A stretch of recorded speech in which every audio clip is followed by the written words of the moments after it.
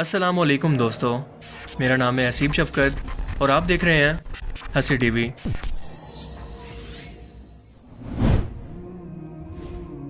अब तक हम इंसान ये समझते हैं कि इंसानी सोचों और ख्यालात का मरकज़ सिर्फ हमारा दिमाग है, क्योंकि ये हमारे पूरे जिस्म को कंट्रोल करता है। इसके अलावा सोचना समझना सिर्फ इसी का काम है।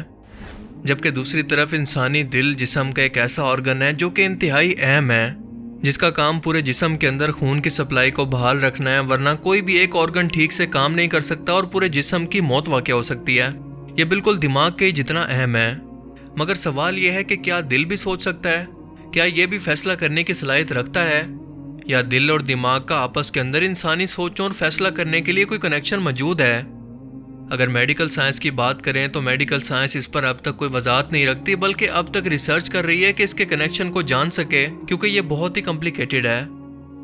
जबकि कुरान पाक में दर्जनों ऐसी आयात मौजूद हैं जो कि वाज़े तौर पर यह बताती हैं कि इंसानी दिल भी सोचता है।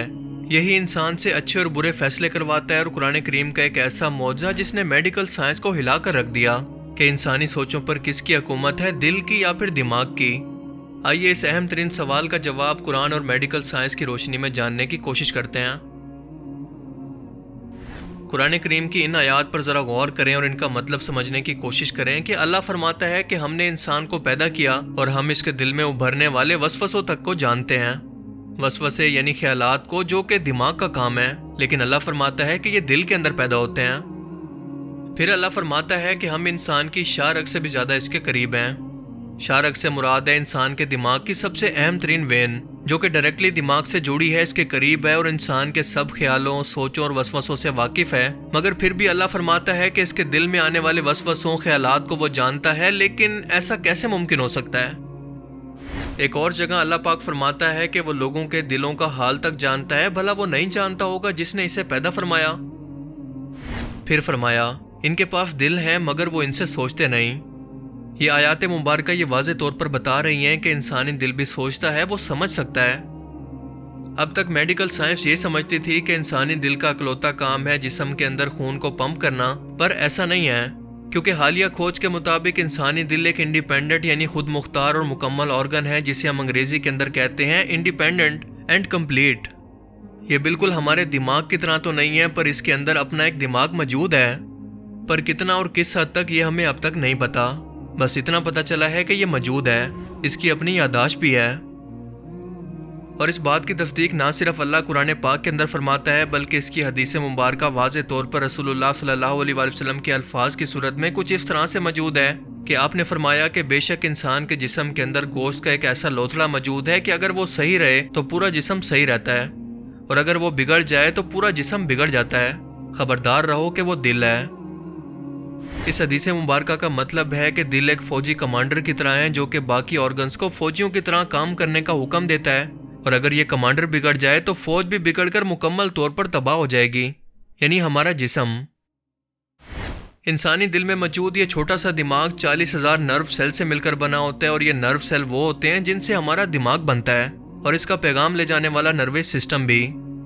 ये इतनी हैरत अंगेज खोज है कि इसने पूरी मेडिकल साइंस को ही बदल कर रख दिया है, क्योंकि कनाडा के एक मेडिकल डॉक्टर जे एंड्रयू अमोर के मुताबिक दिल के अंदर मौजूद इस छोटे से दिमाग की वजह से हमने मेडिकल की एक नई टर्म की बुनियाद रखी, जिसे कहा जाता है नर्वस न्यूरोकार्डियोलॉजी, जिसमें दिल के अंदर मौजूद इसी छोटे से दिमाग को वजाहत से पढ़ने के लिए और इस पर मजीद खोज करने के लिए लोगों को दावत दी जाएगी।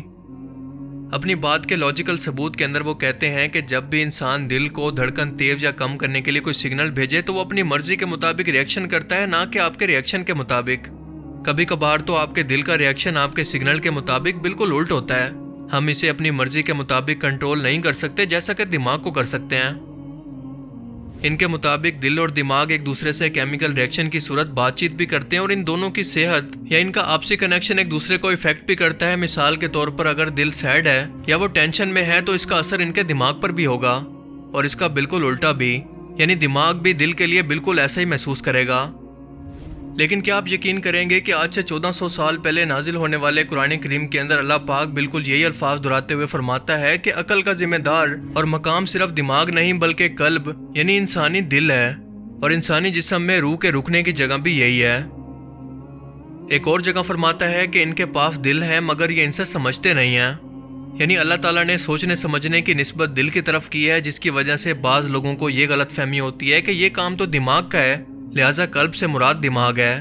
پر ایسا نہیں ہے، کیونکہ سوچنا سمجھنا روحانی طور پر دل کا کام ہے، نہ کہ جسمانی طور پر۔ جسمانی طور پر یہ دماغ کا کام ہے، کیونکہ جب اللہ پاک یہ فرماتا ہے کہ اللہ کے ذکر سے جب بھی انسان غافل ہوتا ہے تو اس کا دل سیاہ ہو جاتا ہے، اور اس کے علاوہ اللہ نے ان کے دلوں پر مہر لگا دی ہے۔ ہم نے ان کو دل دیے پر وہ سوچتے نہیں ہیں۔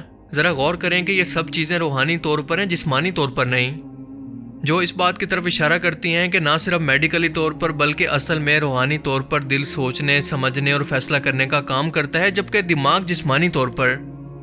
مثال کے طور پر اللہ انسانوں کو یہ دعا سکھاتا ہے کہ میں شیطان کے شر سے اللہ کی پناہ مانگتا ہوں، جو کہ انسانوں کے سینوں میں وسوسے ڈالتا ہے، جنہیں ہم ڈاؤٹس یا شکوک و شبہات کہتے ہیں۔ اب بظاہر تو خواہشات، ڈاؤٹس یعنی شکوک و شبہات تو دماغ کے اندر پیدا ہوتے ہیں، تو اللہ اس کا ذکر دل کے متعلق کیوں کر رہا ہے؟ کیونکہ یہ سب کچھ روحانی طور پر ہوتا ہے، فزیکلی طور پر ہمیں نظر نہیں آتا۔ اور بالکل یہی وجہ ہے کہ ہارٹ ٹرانسپلانٹ یعنی دل کے آرگن کو بدلنے کے باوجود بھی کسی بھی شخص کی پرسنالٹی اور اس کے جذبات بدلتے نہیں ہیں، کیونکہ اس کے جسم کا آرگن بدلا گیا ہے، نہ کہ اس کی روح کو۔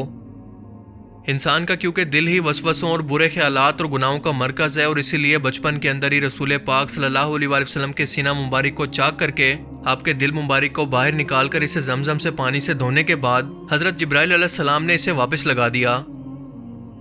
اللہ کا یہ حکم بنا کسی مصلحت کے نہیں تھا، کیونکہ روح انسانی دل کے اندر ایسے پھیلی ہے جیسے گلاب کی پتی کے اندر سرخ رنگ اور کوئلے کے اندر آگ۔ اس روح کا مرکز انسان کا دل ہے، جیسا کہ جسمانی وجود کا مرکز انسان کا دماغ ہے۔ قرآن کریم میں اللہ پاک واضح طور پر انسانوں کو یہ فرماتا ہے کہ جب انسان نیند کے اندر ہوتا ہے تو اللہ پاک ان کی روحوں کو قبض کر لیتا ہے، اور جس کی موت کا وقت قریب آ گیا ہو اس کی روح عالم ارواح کے اندر ٹھہر جاتی ہے، جبکہ جس کی موت کا حکم ابھی تک نہیں آیا وہ روح ہر صبح کو اس کے جسم کے اندر واپس لوٹا دی جاتی ہے، جب تک کہ اس کی موت کا وقت قریب نہ آ جائے۔ انسانی روح کے جسم کو چھوڑ کر جانے کا یہ عمل بھی بالکل دل کی وجہ سے ہوتا ہے، کیونکہ جسم کے دل کے اندر انسان کی یہ روح موجود ہوتی ہے، اور جب یہ روح انسانی دل سے نکل جائے تو انسان کی موت واقع ہو جاتی ہے۔ دل کا چھوٹا سا دماغ اپنی مدد آپ کے تحت چلتا ہے، اور دماغ سے سگنل یا مدد لیے بغیر کافی ٹائم تک زندہ بھی رہ سکتا ہے، جو کہ شارٹ ٹرم یا اس کی کچھ ٹائم کی میموری کہلاتی ہے۔ یہ نہ صرف انفارمیشن کو سٹور کرتا ہے بلکہ اس کو محسوس بھی کرتا ہے۔ انسانی جسم ایک مخصوص پہلے سے طے شدہ کوارڈینیشن نظام کے اصولوں کے مطابق کام کرتا ہے، جسے کہا جاتا ہے کوارڈینیشن اینڈ کنٹرول، یعنی جسم کے تمام حصوں کو جوڑ کر ایک کرنا اور ان سے کام لینا۔ مگر دل اور دماغ کا یہ کنیکشن کیسا ہوتا ہے ہمیں اس کے بارے میں اب تک کچھ نہیں پتا، پر قرآن اس کے بارے میں ہماری رہنمائی کچھ اس انداز کے اندر کرتا ہے کہ اللہ پاک فرماتا ہے، اور اس قرآن میں ایسی آیات بھی ہیں جسے وقت گزرنے کے ساتھ ساتھ ہی سمجھا جائے گا، یعنی سائنسی علوم کی ترقی کے ساتھ ساتھ۔ ابھی تک ہمارے دماغ اتنا ایڈوانس لیول پر نہیں پہنچے کہ اس کو سمجھ پائیں۔ ابھی ہمیں اس کے بارے میں بہت کچھ جاننا ہے جس کا ہم تصور بھی نہیں کر سکتے۔ اور اگر آپ اس دل کا اور اس کے اندر موجود روح کا سکون چاہتے ہیں تو اللہ پاک فرماتا ہے کہ دلوں کا سکون تو صرف اور صرف اللہ کے ذکر میں ہے۔ اللہ تعالیٰ ہمیں سمجھنے کی اور نیک عمل کرنے کی توفیق عطا فرمائے۔